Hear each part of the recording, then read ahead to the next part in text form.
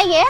हाँ आइए जानती है। हाँ अब हम बजरिया सवत रही ना तो हमका एक पागल कुत्ता मिला। भाभी हाँ एक अभी सुना तू हाँ तो कुत्ता हमका देखे हम मौका देखा थी खाना चाहिए। आवत है बस 2 मिनट।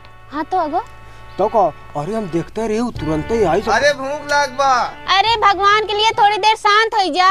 हमें पागल कुत्ता की बात सुनाई दा। हाँ तो का पागल कुत्ता